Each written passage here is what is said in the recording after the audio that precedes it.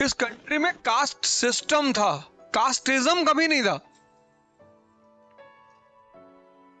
इस कंट्री में caste system था और वो नेसेसिटी की वजह से पैदा हुआ था,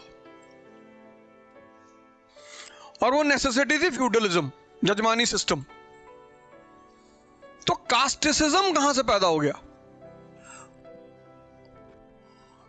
कास्टिसिज्म, कास्ट सिस्टम ये अलग चीज है, कास्टिसिज्म एक अलग चीज है। ये पैदा हुआ जजमानी सिस्टम की वजह से। इसके बिना कास्ट सिस्टम हो ही नहीं सकता था। ये दोनों इंटरकनेक्टेड है। आज हमारे सामने ये चैलेंज नहीं है, आज हमारे सामने ये चैलेंज है, और ये खत्म हो सकता है एक झटके में, एक झटके में खत्म हो जाएगा, एक झटके में। इस देश का राजा कौन? इस देश की जनता। We the people of India solemnly resolve. तो हमें अपने नौकरों को बताना होगा, ये जो हमारे नौकर हैं जनप्रतिनिधि 545 संसद में बैठे हुए हैं, इनसे कहना पड़ेगा कि सुनो जी मालिक, कास्ट सिस्टम हटाओ, कास्टिज्म हटाओ। हमें रिजर्वेशन के खिलाफ नहीं लड़ना है, कोई रिजर्वेशन के खिलाफ आवाज नहीं उठाएगा। हम किसके खिलाफ आवाज उठाएंगे? कास्टिसिज्म के खिलाफ। और जैसे ही कास्टिसिज्म खत्म, रिजर्वेशन अपने आप खत्म। हम उल्टी लड़ाई लड़ रहे हैं। हम कहते हैं रिजर्वेशन खत्म करो, रिजर्वेशन खत्म करो। क्यों खत्म करो? दोनों हाथ में लड्डू चाहिए, पंडित जी भी बने रहोगे और रिजर्वेशन भी चाहिए, दोनों में नहीं मिलेगा, एक छोड़ना पड़ेगा। सिंपल तरीका है, सिंपल। पैदा क्यों हुआ 1850s के बाद? अब ये क्यों पैदा हुआ? ये किसने पैदा किया? ब्रिटिश ने। क्यों? नेशनलिज्म पैदा हो गया 1850s के बाद। 1850s के बाद नेशनलिज्म पैदा हो गया, नेशनल मूवमेंट शुरू हो गया। अब इस नेशनल मूवमेंट को कंट्रोल करना था, तो कास्टिसिज्म पैदा किया अंग्रेजों ने।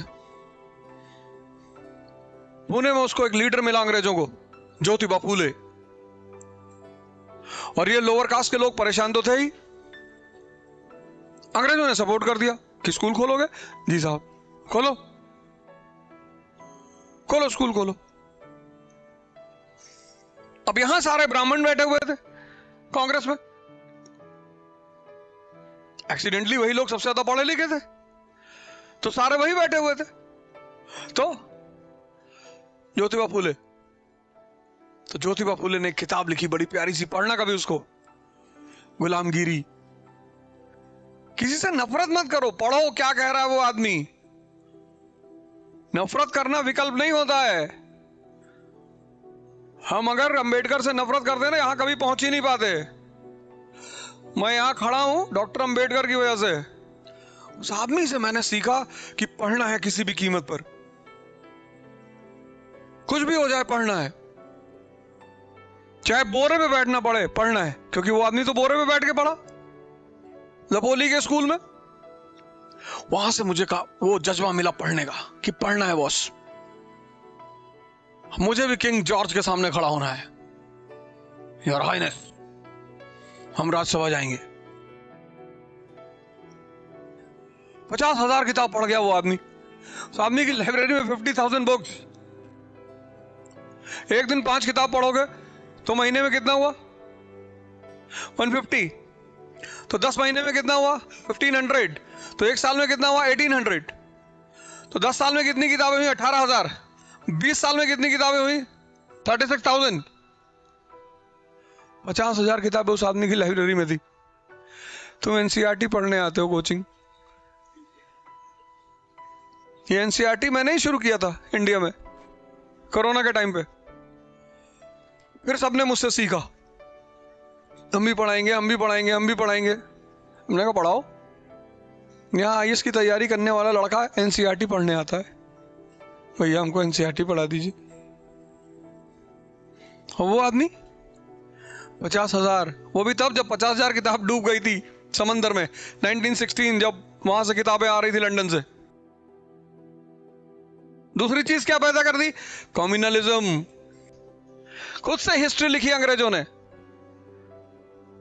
खुद से कम्युनलिज्म, खुद से हिस्ट्री लिखी। उसमें सबसे ज्यादा किस पे लिखा? औरंगजेब पे, और कुछ नहीं लिखा। औरंगजेब ये मंदिर तोड़ा, वो मंदिर तोड़ा, यहां गया वहां गया। फिर ये देश के मुसलमान, इन्होंने औरंगजेब को अपना हीरो कह दिया। है मेरा हीरो? अच्छा मोहम्मद साहब नहीं, वो तो पैगंबर हैं। मोहम्मद साहब के बारे में कुछ नहीं पता है इस देश के मुसलमानों को, औरंगजेब पे सब पता है। इन दोनों को आगे करके नेशनल मूवमेंट को कंट्रोल किया। इसको बोलते हैं पढ़ने का अप्रोच।